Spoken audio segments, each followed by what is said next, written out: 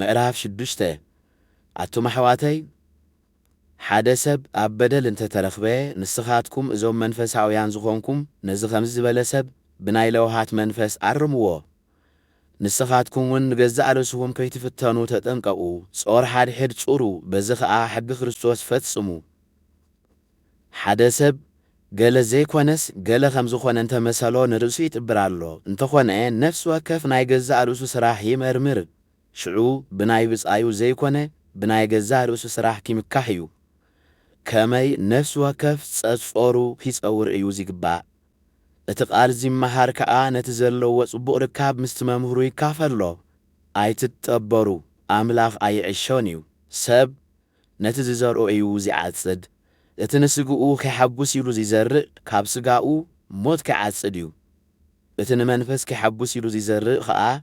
ካብ መንፈስ ናይ ዘለዓለም ሕይወት ከይዓጽድ እዩ ሰናይ ንምግባር ኣይንሰልኪ ከመይ ተስፋ እንተዘይቈሪጽና እዋኑ ምስ በጽሐ ክንዓጽድ ኢና እምበኣርሲ ግዜ ኸሎና ንኹሉ ሰብ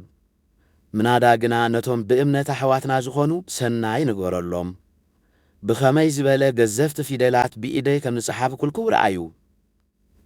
እቶም ክትግዘሩ ግዲ ዝብልኹም ዘለዉ እቶም በቲ ዝገበርዎ ገዳማዊ ነገር ኪምኩሑ ዝደልዩ ሰባት እዮም ነዚ ገብርዎ ዘለዉ ከዓ ብሰንኪ መስቀል ክርስቶስ ከይስደዱ ኢሎም እዮም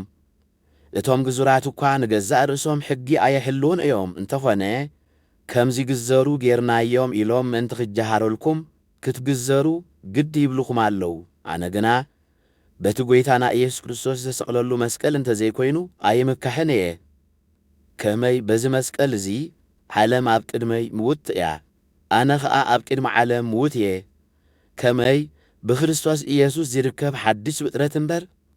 ምግዛር ኮነ ዘይምግዛር ዚጠቕሞ የብሉን ኣብቶም በዛ መገዲ እዚኣ ዝነብሩ ዘበሉን ኣብቶም ወገን ኣምላኽ ዝኾኑ ናይ ሓቂ እስራኤልን ሰላምን ምሕረትን ይውረድ ኣነስ ስምብራት ኢየሱስ ኣብ ሰብነተይ ይጸውር ኣለኹ እሞ ድሕሪ ሕጂ ሓደ እኳ ላሕ ኣየብለኒ ኣሕዋተየ ጸጋ ጐይታና ኢየሱስ ክርስቶስ ምስ ኩልኻትኩም ይኹን ኣሜን